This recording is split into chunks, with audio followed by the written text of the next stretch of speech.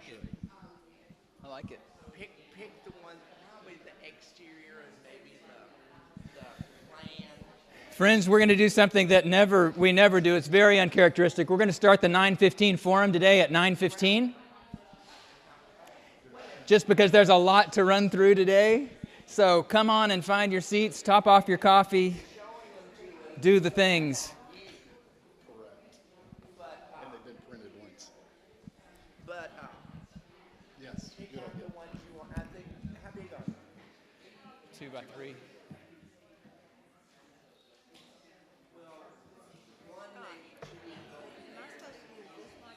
I think just step up here when this is just in case people want to answer a question. Yeah, great. Or something, but don't know how. It may just stick right through.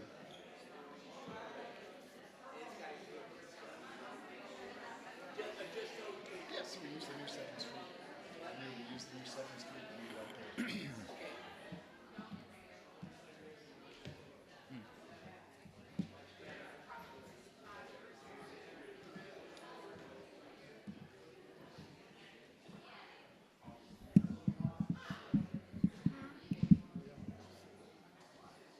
Who's in the fine print? Who's in the fine print?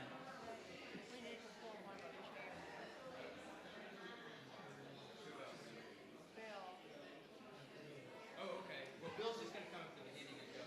He's just doing the reflection of the unit. But y'all might have questions. The only reason is if someone asks a question and you want to step up and just grab it. Good morning, all. Please come on in and find your seat, and we are going to get this show on the road, as they say. Are we, Robin? Are we good to go on live stream? Thumbs up from the live stream world. Welcome to you here in the Great Hall. Welcome to you out there in live stream land. We're glad to have everybody here. Let me tell you what we're going to do today, and then in the next few weeks. Today, we really want to go back in time a little bit and talk about some of the guiding principles 3 years ago that started these conversations. And then we want to go through, at a very high level, the plans to kind of see how the different aspects fit together. So this won't be the forum where if you wonder where the aspect molds will be stored, we won't answer that. It's really more how the different aspects of our life together, we hope, will fit together and interact together. So it's a lot to cover, so we're going to kind of race through. Our goal is to finish by the top of the hour so we can have some time for questions. But again, we haven't done a dry run. We're just going to do the best we can. So feel free to let us know. But we're going to start with, well, first I'm going to tell you, remember the schedule. You should have it in your email box. This is the way these forums will play out. We'll do Outreach and Kitchen next, Church Organ and Accessible Entries on the 30th, Green Space Parking Sustainability on the 6th, and then on the 13th, Formation Music Nursery Offices. It will make some sense why we clustered things that way, I hope, but it was to make our way through the buildings. But we're going to start part of this project, and our campaign consultants encouraged us to have a spiritual emphasis committee so that each time we gather, we ground ourselves in our deeper values and why we would make the decisions we do. So at each of these forums, we're going to have someone from that group that Catherine's been leading start us off with a meditation. So Bill Craddock's going to do that now.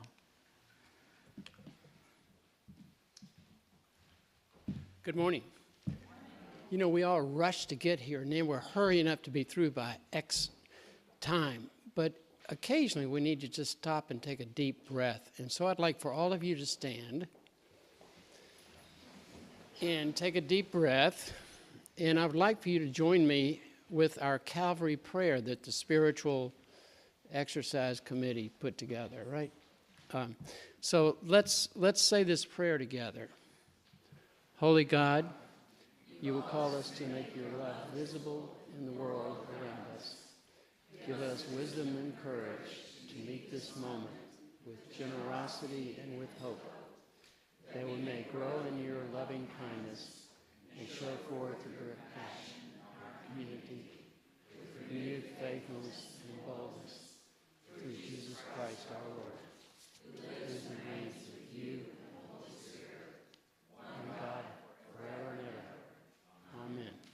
Thank you. Be seated.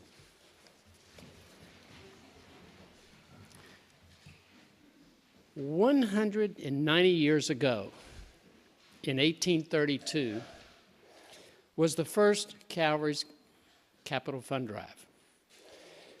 We have remained in the heart of downtown Memphis with a strong, rich heritage as the mother parish of the diocese and a flagship urban church for this city. One of my first memories when Margaret and I walked down into the basement mural room and listened to Bob Atkinson teaching Sunday school. And I'll never forget staring at that mural, which I understand will be replicated downstairs in the basement still. Great. But there have been several important markers in my life. 3 daughters baptized here, one sitting back there. Also, 2 were married in this sanctuary. And for 4 years, I took EFM in the little library, which actually shifted my career back 35 years ago or so. So those were personal markers for me, and I know we all have them. But they're personal markers for Calvary, too. As I reflect on those major changes, I realize that there have been major changes. The last capital campaign was in 1990, 32 years ago, a generation ago. And I recently read the 1990 campaign case statement, thanks to Katie Owen sharing it with me. And it was interesting that the major focus was the expansion of space. Expansion of space, particularly for the nursery, Christian education, the classrooms, kitchen remodeling, choir facilities, and administration. And thanks to the strong participation from all of the Calvary members, we were able to raise $5 million in today's values, and we were succeeded to complete this ambitious project. And 26 years later, you may recall when Chris Gerardo was leaving, we thought we would start another capital fund drive. But we decided to defer this project to another time. And we're keenly aware now that our current building footprint is cumbersome and confusing. Most people access the church through an east side alley, wandering through a rabbit warren, and guided by volunteer greeters and signs up to the sanctuary. The flow of the building has been ambitious and challenging for all of us over the past, the past generation. And that's been a concern. But also, if you remember, when Scott came to Calvary, the first year the theme was welcoming the stranger. And there's a Greek word, xenia, which means welcoming the stranger. You've heard of xenophobic. Well, there's also xenophilia. And in some ways, we are now xenophiliacs because we can not only welcome the stranger, we welcome each other. And that's really the essence, the purpose of being in community is to embrace each other, in some ways see the face of God in each other's relationships. We have excellent priests, dedicated staff, engaged lay leadership, and most importantly, a strong sense of community suffused with the love for each other. But the question is, in the fall of 2022, with the recent downward trends in the economy, rampant inflation, war in Ukraine, deflated stock market, I could go on, why should we launch this campaign? Why should we do this now? It's been 32 years since our last major funding drive, and there are critical needs, which we'll hear about today and for the next 3 or 4 weeks, not only for the improvement of our flow and building structure, but also for our organ, for refurbishment of our sanctuary, easy access for our administrative offices, and find a way to continue to build a sense of community. We're now poised to prepare our beloved church for future generations of worshipers. The theme of this campaign comes from a passage in Isaiah. Arise, shine. You want to put that up? Or okay. And that's okay. I'll just read. Arise, shine, For your light has come, and the glory of the Lord has risen upon you. And so the challenge we have is to let our little light shine. Shine on each other, shine on this church, and shine on our neighbors and the community of Memphis. It's an exciting time, and I can sense there's excitement in all of us to move forward. Thank you.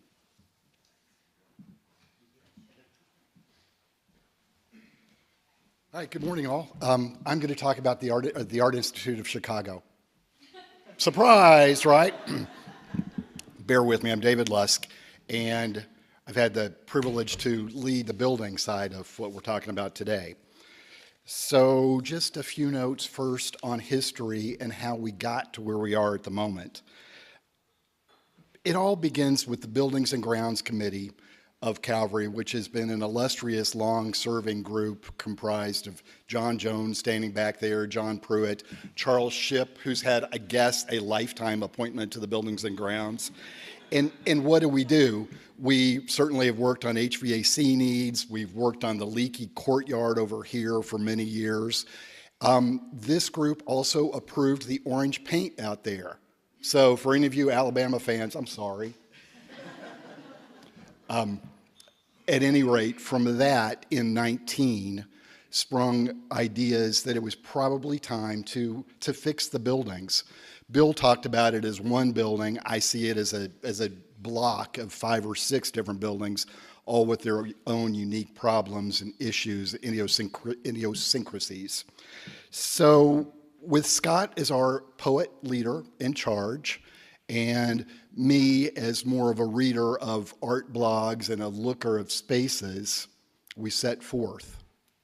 You may know that my wife, Carissa, and the Metal Museum are working right now on their refurbishments of Rust Hall and the park. So I'm very attuned to art world blogs that mention museums and buildings. And from one of those, there was a good one that the Art Institute of Chicago let out a few years back. And bear with me while I read that. And in place of Art Institute of Chicago, insert Calvary. Just a paragraph. Art museums today, and further into the 21st century, must be understood less as impervious temples to culture and more as porous social platforms, real, virtual portals to information and knowledge across a wide spectrum of interactions. At the Art Institute of Chicago, we're focusing our talent over the next 5 years on ensuring that every person who enters our spaces feel welcome. Visitors recognize themselves more and more in our collections, exhibitions, and programming, but we must go beyond that and reimagine how our spaces themselves can telegraph, this is your experience. So what are we trying to do here at Calvary? We're trying to welcome the strangers. We're trying to give them an experience, be it Calvary's experience or their own, that can increase and increasingly show God's love further into our community. So with that overview of how we got to where we are now, Scott's got the next round. Quickly, a moment that also provides some structure for us. So this was another recurring theme as we get together and just brainstorm a little bit, is that someone would mention somebody in the community that might help us, and Margaret would pull out her phone and text that person, and they'd text her right back. One of them was Todd Richardson out at Crosstown Arts.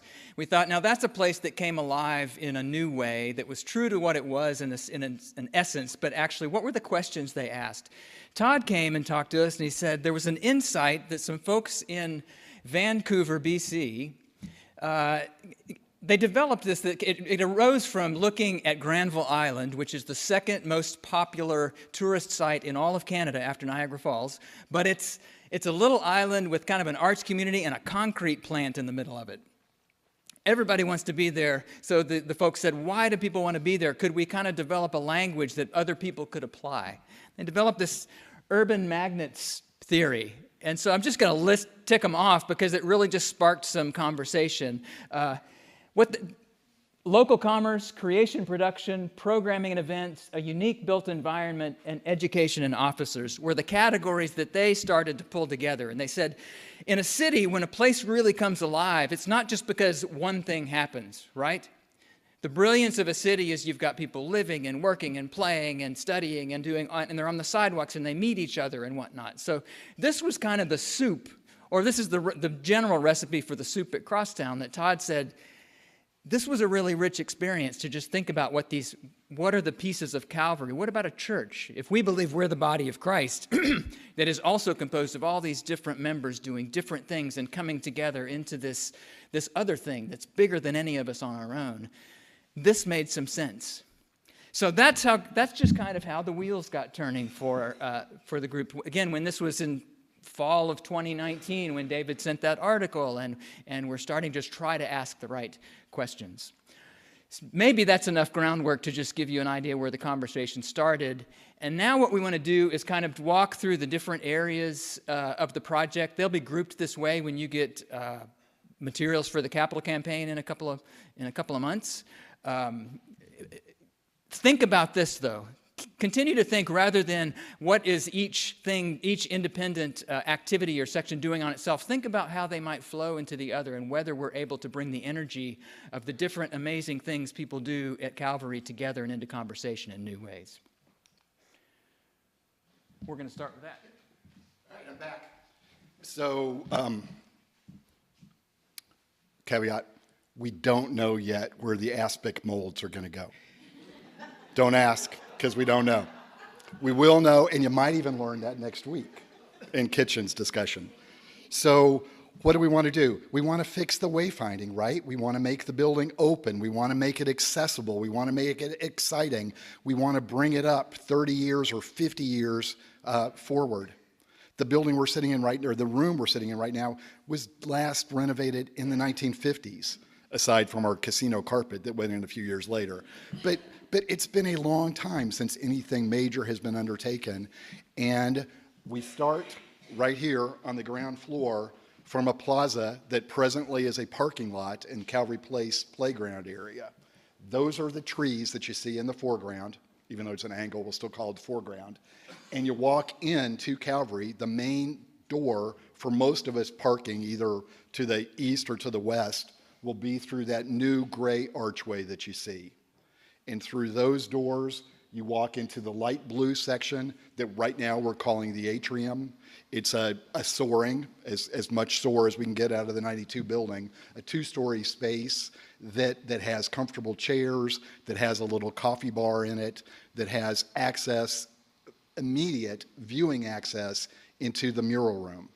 So when you walk through that gray door, dead ahead of you are 4 big wide doors that open in the Mural Room. For most of us, for our lives and for our stomachs, the Mural Room is the heart of Calvary and the room that's been recognized as such for generations. So we're playing that up, right? It may have a different ceiling. It may look a little less institutional than it does right now. The mural, I'm having problems saying this. The mural will survive one way or the other. So there you go. I let that out in front of a group of people as my witnesses. And from the Atrium and the Mural Room, which is the purple floor, look at the other purple floors to the west, and that is the new chapel or the community space. It's a large meeting room, multi-purpose serving. It opens to the north into a smaller conference room, opens onto the coffee bar, and you're back in the Atrium. Everything is easy to access. It's a circular pattern instead of the rabbit warren of closed doors and short hallways that we have right now. The orange area and the corner closest to me are the offices. Currently, that's the Calvary Place, the daycare center. The offices now move from 4th floor to the space where they need to be, right? Dead heart of the buildings. On 1st floor, you don't have to climb 3 levels to find somebody to answer your question. Everything is right there. All of this opens onto the courtyard, and the courtyard opens onto the city. So that's the end of my part as we share responsibilities for the walkthrough of the space. So Margaret, you're next. Morning. So I have the kitchen and outreach area, and the outreach is this sort of rusty red color up there. the kitchen area is all of the purple. So think about that. So kitchen and outreach is where the community comes and where the congregation and the community gather regularly. The outreach area up in that northeast corner is all about accessibility, flow, and flexibility. The Bethlehem Chapel, which is this large area, right, yes, thank you. It's where the Sunday morning clothes closet happens. It will be multi-use so that during the week, all of the clothes and racks and tables and sorting things can be moved out of the way, and that chapel can be used for whatever it needs to be used for on a Thursday morning. The kitchen. This is probably the most complicated area in the whole thing. Doesn't take up that many square feet, but has so many uses. It has a lot of people. It has a lot of equipment, a lot of plumbing, and a lot of traffic. So all of that has to be considered in whatever we do. I want to thank the committee who worked real diligently on this: Mary O'Brien, Doug Franklin, Gail Spence, Connie Marshall, Debbie Kennard, Bob Carlisle. All of them work in that kitchen regularly throughout the year. And then there's Charles, who knows about every wall and whether it's concrete or studs or what can come, what can go.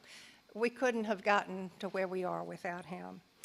The renovation is going to be improving the flow, the accessibility for everyone who has to work in there, who is served, the visibility. People love to be in a kitchen. If you have company, people hang out in the kitchen. They just like to see what's going on. So it will be more visible, but also we can close it off with a roll down kind of thing. It's going to be a lot more efficient, and it's going to be safe. Right now, there are lots of near accidents that happen in there with the dishwashing area, the slippery floors, people hauling big pots across the room. The dishwasher room is going to be moved to the other side of where it is now. So that will really improve the safety, and there will be new and better equipment. Mary's office, which is now sort of right down here, all the way across from where the kitchen is, will be moved into the kitchen area. That will help her a lot. She told me once that on just a normal day walking back and forth, it's 10,000 steps. The serving space will be enlarged, and it'll be a lot more accessible.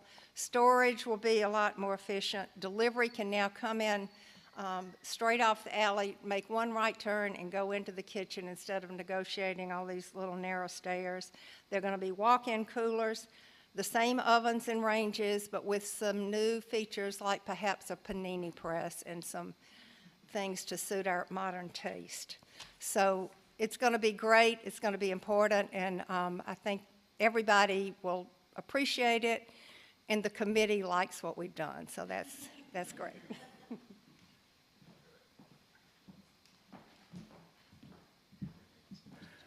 One of the ways those urban magnets played out in what Margaret just described, it wasn't actually all that long ago, that one of them is that people like to see things being made. You know, an example at Crosstown is they've got a coffee shop. Behind the coffee shop, they're roasting beans right through the glass there, and they're artists making things. And Charles said a few months ago, when they were looking at the kitchen area, he said, "Where do we make stuff? We make stuff in the kitchen." So that informed what are the sight lines, as Margaret said, as people can actually see people actively doing. You know, everybody ends up in your kitchen at a party, right? There's something about people doing something else that opens up the possibility of conversation. So just an example of how that played out.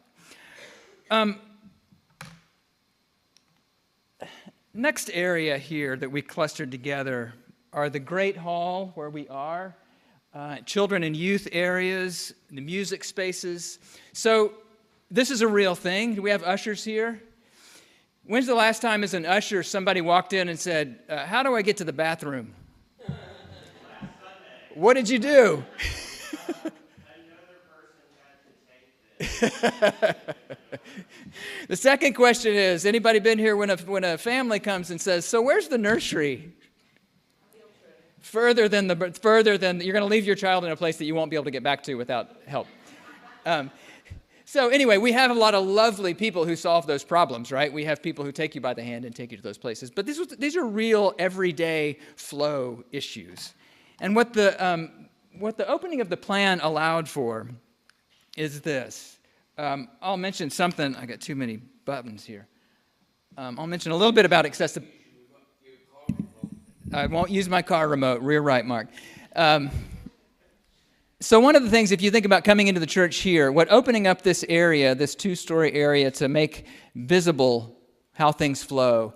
If you come into the church here, the Great Hall is going to retain its greatness, but it will lose this area to make for a wider hallway, to really let people flow through a widened bride's walk down through the church, right? So that's a main corridor as people are trying to navigate our different buildings.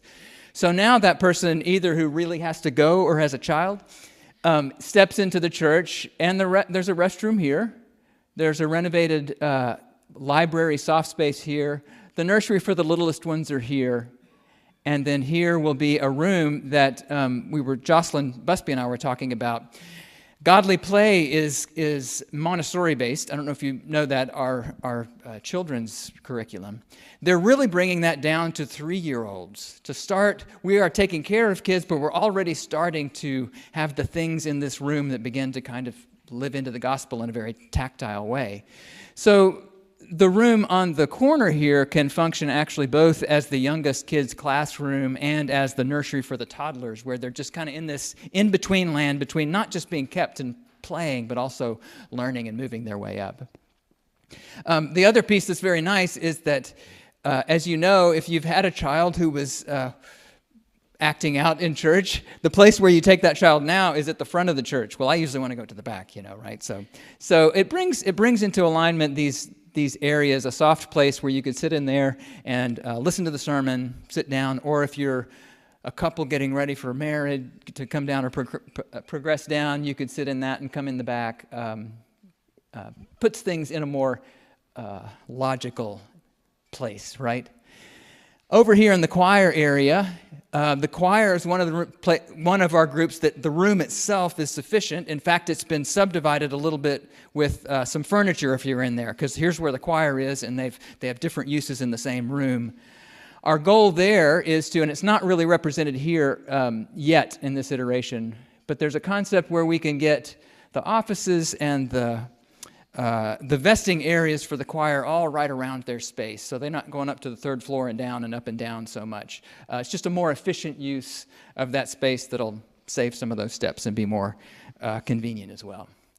And lastly, this is another mother being the necessity of invention. The early concept, there was a question whether, if you've looked at our lovely library from the outside, from the courtyard, it's not the most architecturally beautiful feature on the campus, but it's functional.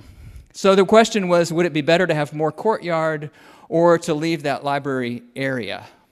Well, when we moved the library back here, lifting this floor up in this area across the hall, it allowed for a wide and spacious entry over here coming into the church. A greeting area that if you've come to Waffle Shop, you've had to have someone post it at the library to stop people from going in. Then you send them down that hall and then post them to keep them from going up to the sacristy and back up that. So these are some of the kind of, once you've identified your goals, you run into a problem, and sometimes there's a solution that actually solves several of them at once. All right, those are the high level on that side. Charles is going to talk a little bit about church and organ.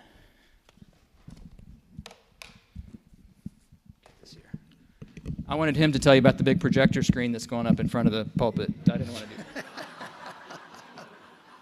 Bouncing balls.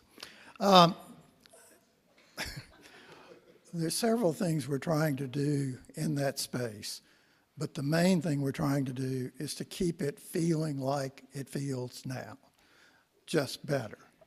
Right now, there's no handicapped access to the chancel area.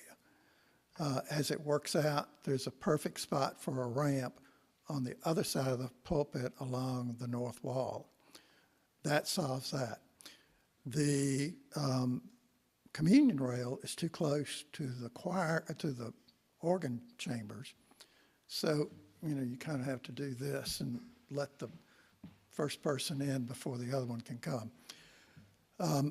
We used a consultant who's worked with Trinity Wall Street. He's worked with All Saints in Atlanta. He's worked all over the country, and he's kind of known as the person to do historic Episcopal churches. He said, we can fix that by moving the rail from the top of the step to a box type thing that we would build in front of the step. And we could break that into sections so it could be moved out for, like this December's performance of the Messiah, which uses orchestra and choir. And it won't look much different than it does right now. Our consultant also, when the first time he came, sat down in one of the pews and jumped up immediately, got his tape measure out, and he said, I've never seen them this close together. And he said, if you want proof of it, look at the ends of the pews, they're all chewed up, because it's just almost impossible to let somebody in next to you without going out into the aisle and letting them in. So we're going to respace the pews. At that point, then, we need to address the floor, which was refinished in the 1950s the last time. We can address the ceiling, which needs to be cleaned at least, and hopefully hardened just a little bit with some caulk or whatever to make it more reflective. All these things can be done without changing the basic character of the space. So wider space between pews, wheelchair and handicapped elderly access to the chancel, better acoustics. When I first started coming here, we could get 5 people in each half of a pew. Now only 4 fit. I don't even want to think about what that says, but anyway, if we rebuild the pews, keeping the ends of the pews, and leave out that center divider, we can put 9 people in a pew instead of 8. So if we lose a row or 2 respacing, we can make it up in the pews themselves.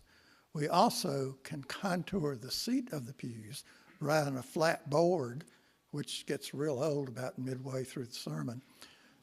And we don't have to have cushions, which deaden the acoustics and which get tallow all over them every time we have candles. So those are the kind of the things we're working at. We are doing what's similarly done at Holy Communion and Grace St. Luke's in their renovations, and moving the font to the entrance to the church rather than to the front in the chancel. And a few things like that, but they won't change the character of the space. They just bring it up to what standard usage is now. So, when I say that we're trying to make it look like it did, we need to bear in mind that it looks nothing like it did when it was built. The church was built just the middle part where the pews are. That's all that was built the first time. It was built to seat 600 when the population of Memphis was, I think, 6,000, which I think was very forward thinking on somebody's part. But it had a flat ceiling. And I don't think it had side aisles. So that was changed. Then the tower was added. The chancel was added later. In the 50s, the organ was all on the right side as you face the altar and came all the way out to the arches. And the organ chamber on the left side was the sacristy. Well, that was split and moved back. So it's evolved over time, but it's always been a very special, holy place.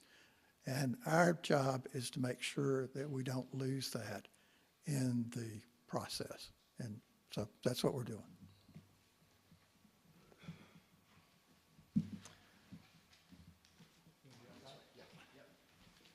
All right, and then finally, we're back outside, and you got me again. Here's the Calvary block. As you all recognize, it too is color-coded, with the hub building being the lower left, and Grizzlies on the lower right, church upper left. You see the alley presently running all the way through, bisecting that. Step number one, as we talk about the outside, Land Use Control Board has taken up Calvary's request that the alley become ours. So the alley could go away. That means the entire traffic pattern for the whole block could change. Well, we're going to talk about that. So the plaza, we talked about a little bit right there, is current parking area. Parking places is gone. That's our exterior park space that allows entrance into the new doorway that I talked about earliest. The parking lot is here where it remains. You'll see the park is gone, more parking places there. Now we're going to jump back in time. Tim Hubner, in his study of Calvary's block, has led us to understand now that the slave auction site was directly behind the altar. So picture that is the alley space immediately behind the altar and the stained glass windows. That space we're working on right now would become a civic memorial park of some sort, a green space with some sort of memorial recognition for what that means, what that meant, and what it means to us now in present time. So with that green space anchoring the current alley, you have an L-shaped pattern that takes you from parking toward the plaza door. What we didn't see, and you'll see in later presentations this coming month, is the covered walkway that goes from the plaza door out to the parking area. So where Jot the Dot is right now is a cantilevered overhang so that a car can swing underneath that, drop off their passengers, and continue to find parking. We know that 100 North Main sooner or later will become less than the eyesore that it is now. That will include parking, so our parking pattern will be improved, presumably with parking across the street.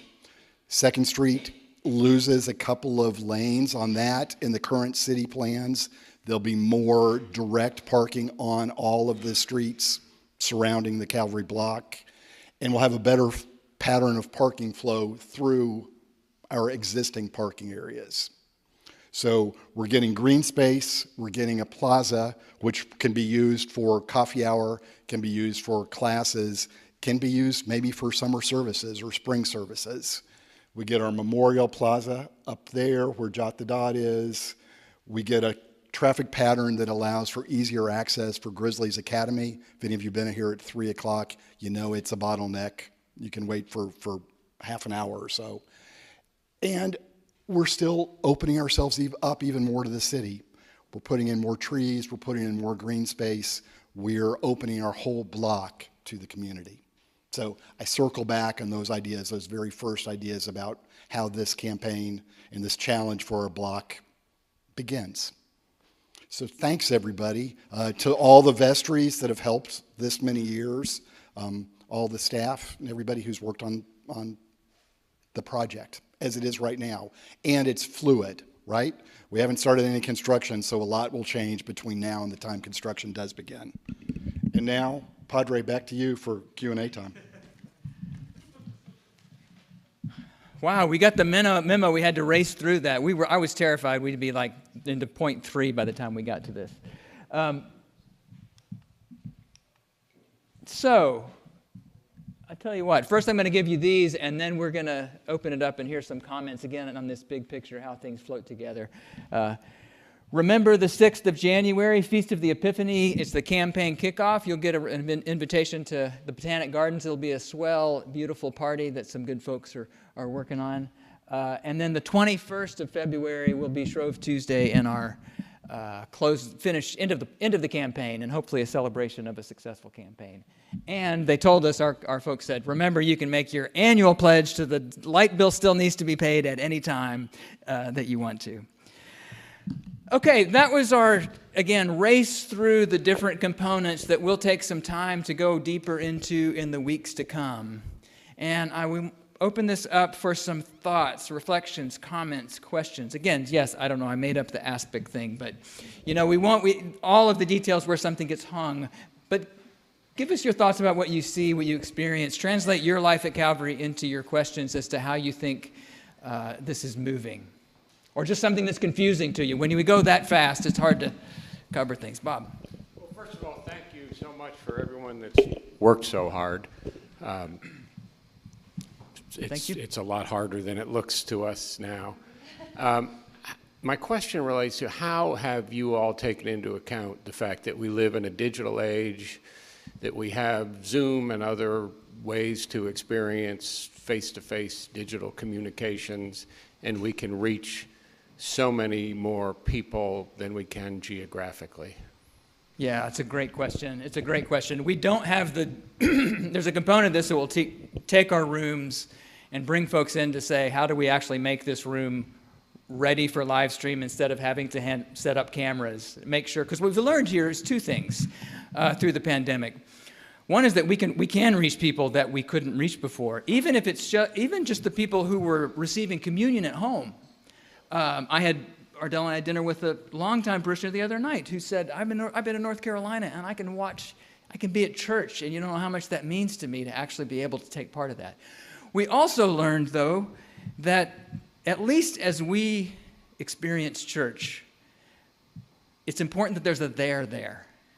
It's important, what people were accessing were real live relationships and real live worship. We didn't reboot we did. We rebooted our daily prayer. We started daily prayer on Facebook as its own entity. That's where morning prayer lives, and there's a community that's praying for you every morning on Facebook. That's one model.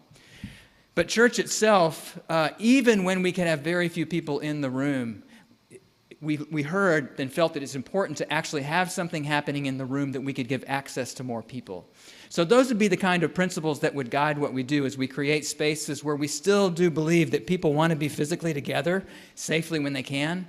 Offices, there's a place for some privacy, but also some places for open interaction, big areas where we can easily live, move, have our being, those kind of things. So that's it's a really important concern as to which rooms are wired in ways for the next 50 years, and also that still depend on that vibrancy in real life. Because I don't think the church is going online. The whole church isn't going online. We're going to be the church, and the new technologies are ways that we can take who we are to new people. Does that make sense, Bob? Yeah, it sounds like it's under consideration, but not concrete. We don't have a plan like this, but we will bring experts in. Our tech people who do our stuff here will be on the infrastructure side to say. What else? I know that was a race. Yeah, Stephanie. This may be premature, but what are the plans for when we, for instance, are working on the nave? Where will we worship? And where will Waffle Shop be when we're working on the Mural Room? Those Yes. kinds of issues. Those are questions. The first thing I want to say before I answer that directly, I shouldn't say. The first thing I said, our owner's rep is a guy named Dan Barzell. He's also working with Carissa out at the Metal Museum. And one of the things that really recommended him was that he has worked with retail businesses and kept them in business while they're renovating their space, which is crazy. So we will have to be out of the church for a while. The things that are on the table, but not for sure, are possibly for 3 months or so. Maybe we worship in the Grizzlies Prep cafeteria. Experience this other part of our block and ministry here. So there'd be some adjacent spaces, or whether we would coordinate with our cathedral was another just brainstorm idea as to what might happen. Waffle shop will be tricky, but we kept Waffle Shop going in a pandemic, so it will happen. It may be that we need to use the Welcome Inn, which is open today, that Richard Hendricks and others have been working on, and Christine's back there. You can get a tour of Welcome Inn, which is the old hub building, which we've gotten that building stabilized during the pandemic. We've put some showers in there, some good floors and paint. It's going to be great outreach space. It'll also be flexible space in the future if we say, hey, everybody, what are the spaces available to us? Can we set up some, it doesn't have a full kitchen, just a little kitchenette, but those would be the kind of spaces we'd have to think creatively about. But having a takeaway waffle shop at the least is a high priority for how we can get in. It's also part of why we're trying to get it started as quickly as we can to get a running start on next year. Excuse me, next Lent. Sure. Sharon, and then, yeah. I was curious what's going to happen to the 3rd and 4th floor offices when you move downstairs. Excuse me. So, the plan is that our littlest kids would be on the level with their parents, right? The closest, like start with the littlest ones. You got nursery. Actually, I could show you a little bit. Yeah, so the nursery, the youngest kids, there's a little place here to go across this little bridge, and this would be the next youngest kids, right? So they would be here. The 10 to 12-year-olds would get to scamper up to the 3rd floor, and we'll have, right now it's 2 nice-sized classrooms and a restroom up there.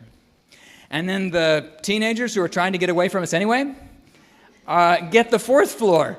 And so they're in where Yvette's office and my office is, which everybody knows where. No, you haven't been up there, have you? It would be a big open space. The kitchenette that the staff now has would be available to the youth. It would be some kind of combination of both some youth classroom and open space. The 4th floor, so what we would do, we would get our overflow space, our storage kind of things, the places people will know how to get to. The bell choir will probably have a room at this other end of the 4th floor, and that gets our least used space, or the teenage space who want to get up there anyway, further from the door. Keeps the vibrancy, the day-to-day vibrancy down. In all of the changes, are there any plans to make adjustments or changes to sacristy and vesting area? Glad you asked. So, and we'll get in more detail later, but one of the really cool possibilities by making the vesting of the choir more efficient, if you've been back in there, Kristen's office is up some stairs to a half floor, so you can't get up there. That's actually the level that all the vesting area and the sacristy is. It's inaccessible right now. It's up there's 8 floors or whatever. Excuse me. Excuse me. But what we'll be able to do, some I might have drunk out of that, is the back of the elevator would actually, we're going to put a door in the back of the elevator. That would get you into where it's Kristen's office right now, which will make a long area for all the vesting, the acolytes, the EMs, the clergy, much bigger area, and we'd all be connected. It would be open, so lots of hanging and whatnot, and it would give accessibility to anyone all the way to the sacristy for the first time. It's another place that for the first time in our history, I guess, a person with mobility issues can get to the sacristy and serve. Over and over again, this has been a thing for, I will say in the sermon today that my mother spent half her life in a chair. So it matters to me that someone comes up to the front of this church after this and isn't sent to the farthest place away over the bumpy alley, but said, here's a ramp, and here's how you get to the communion rail. And you want to serve in the sacristy? We can get you there too. So anyway, I'm excited about that space as it unfolds. Yep, Joe. Pretty briefly. I'd like us to get a complete set.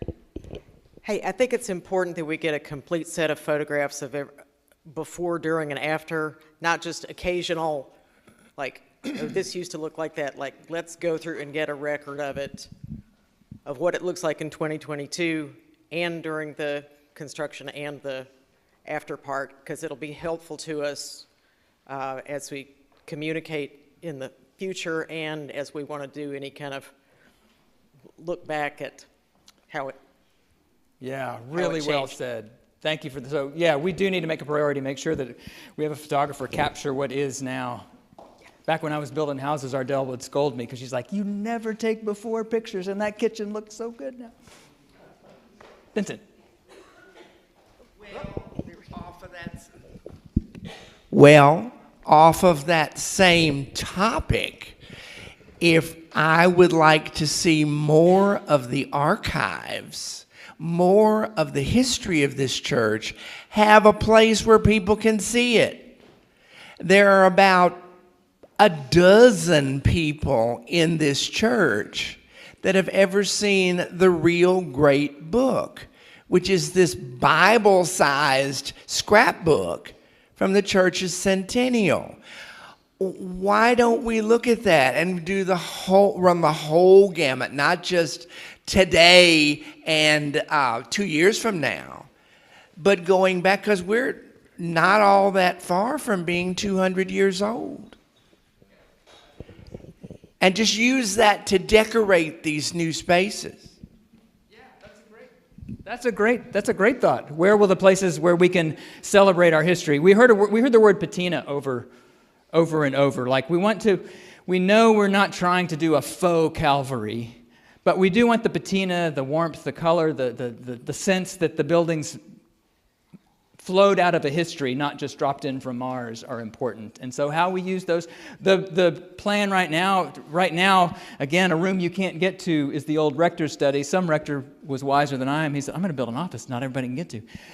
But that's where the archives are, and it's halfway up. There's no way to make that accessible that's not crazy expensive.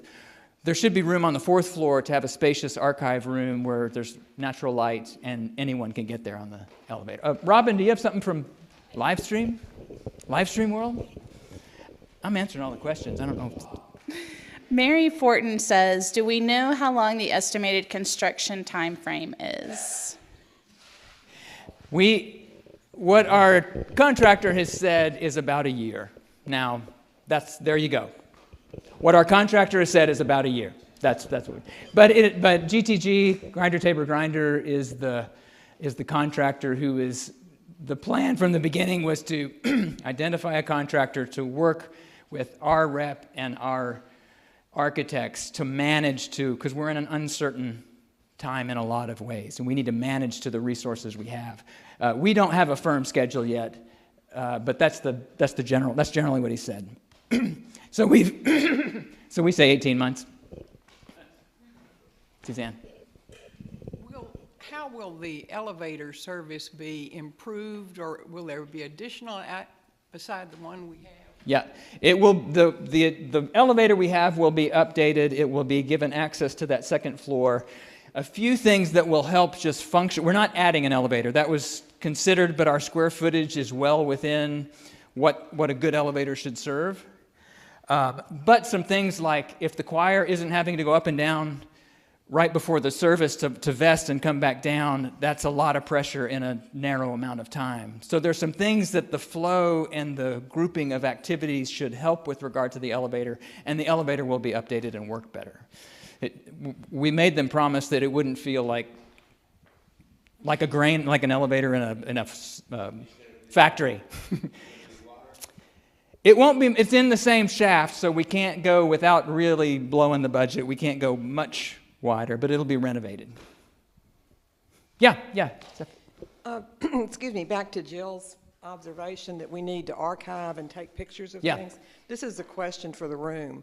How many people in here remember when the outside of the building was stucco? Ooh. Yeah. You want Charles to say something about that? Yeah. Do y'all know that? Does everybody know that the church was stucco? If you look at that brick, you can tell it's kind of chiseled off, or you can tell the surface isn't smooth from when they removed the stucco. Halfway through, a favorite book of mine is one called How Buildings Learn. It's by Stuart Brand, the guy who did the Whole Earth Catalog. Really cool guy. And he talks about a good building is not a building that stays fixed in time and that knows exactly what it's going to do for the next 50 years, because nobody does. A good building is a building that learns well. It pays attention to what it's been, pays attention to the people who have been here, and it adapts faithfully and energetically into the future. Katie.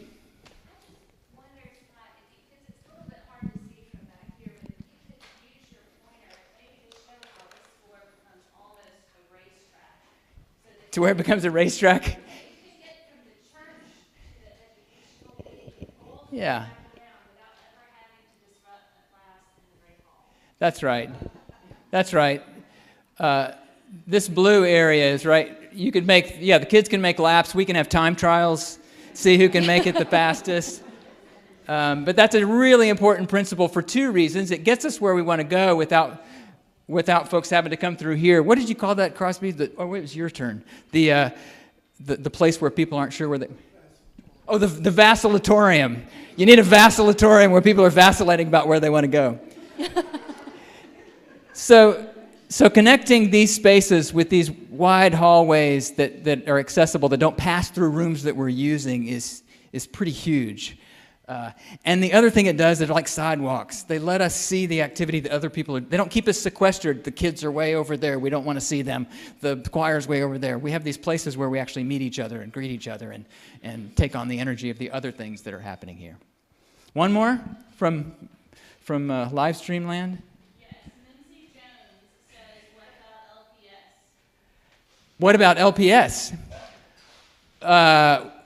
Well, one of the I can talk a lot of ways. LPS will be fantastic in here. The new chancel space that Charles described, one of the things, when I interviewed Micah and Sam Title, the last LPS, it was coming off of COVID, so we usually had a little more space. We barely could set 3 chairs up in there between the choir stuff. The idea for things like LPS is to have that chancel much more flexible, good furniture that makes it feel churchy, but we would have room to have maybe different kinds of, maybe 4 or 5 people could easily come up and talk there. The other thing I'll say is that when COVID hit, we were going to have a poet named Molly McCulley Brown be part of the Lenten preaching series. She's a remarkable writer, young writer, who has cerebral palsy. And we were already figuring out how to construct a way for her to get in the chancel. Because I saw her speak somewhere else, and she had to speak down below the dais. Right? So another thing I want to say about LPS is who are the people that can actually get up and have a voice in the place where it's clear that it was made for them to actually be in that place and speak to us. So keep questions coming. Like I said, we're going to drill down a little bit more into each of these areas, but we wanted to get the overview out to get a sense of how things work together. Can't say enough thanks to the dozens and dozens of folks, whether it's surveys or small groups or staff or ministry groups, that all their gleaned wisdom has gone into this soup so far. And thanks, y'all. This is part of it, too. Go in peace to love and serve the Lord.